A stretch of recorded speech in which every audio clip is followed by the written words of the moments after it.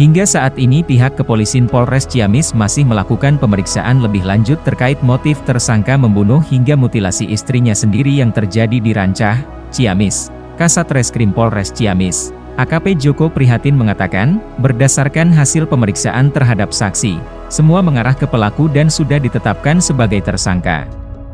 Polisi masih mendalami motif pelaku karena keterangan tersangka belum bisa dipastikan mengingat belum dilakukannya pemeriksaan kejiwaan kepada pelaku. Saat dilakukan pemeriksaan terhadap tersangka, begitu menjurus ke pembunuhan dan mutilasi dia langsung bungkam dan tidak mengatakan apapun, bahkan reaktif, ungkap Joko Prihatin, Senin, 6 Mei 2024.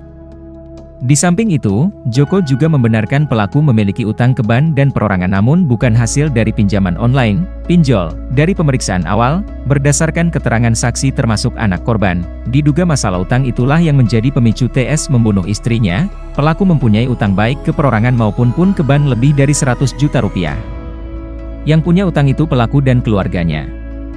Namanya suami istri kan biasanya kepala keluarga yang punya utang, jelas AKP Joko. Jadi uang yang pelaku pinjam dari bank dan perorangan itu, diduga digunakan pelaku untuk menutupi utang sebelumnya karena usahanya jual beli domba bangkrut dan menyisakan utang. Terkait dengan beredarnya kabar di medsos anak pelaku main judi online, polisi belum bisa menyimpulkan dan sampai saat ini menurut Kasat Reskrim tidak ada yang mengarah ke judi online, yang jelas diduga karena terhimpit tekanan ekonomi. Tegasnya, Satreskrim Polres Ciamis akan melanjutkan pemeriksaan kepada pelaku setelah kondisinya stabil dan telah mengantongi hasil pemeriksaan kejiwaan pelaku.